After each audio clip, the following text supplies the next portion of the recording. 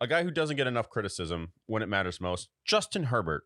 Oh my God. If you're ever on Chargers TikTok, I swear to God, nothing can go to the blame of Justin Herbert.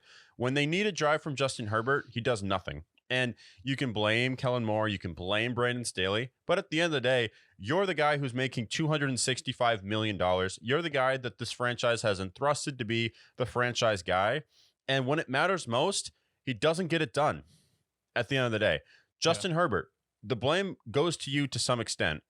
And then a couple of drop passes, their wide receivers, Quentin Johnson looking like the next N'Keal Harry at this point, dropping passes left and right. Someone who was drafted ahead of Zay Flowers and ahead of Jordan Addison. So that doesn't look like that's panning out for them so far.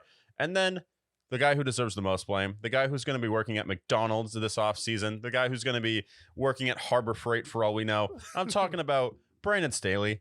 After the game, after they've blown another game, and now they've fallen to 4-6 and essentially out of the playoffs at this point.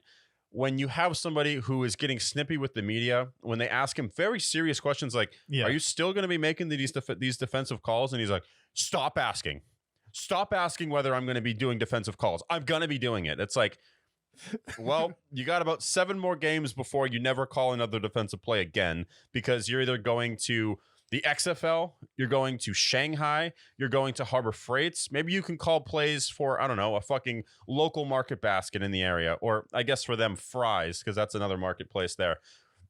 You can't be snippy with the media when your hot seat is as hot as it is.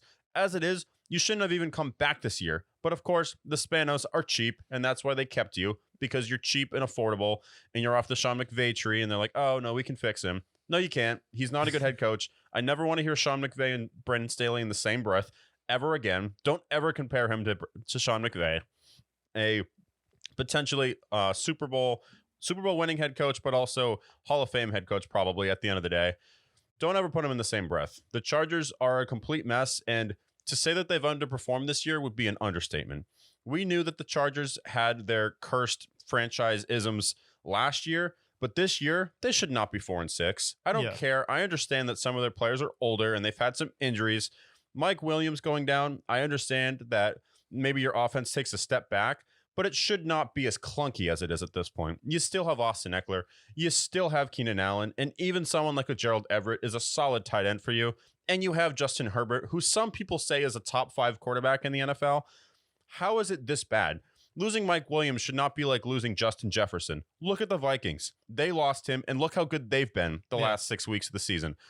There's no excuse for them to be as bad as they are, and there's no reason why they should break the hearts of their fans each and every week.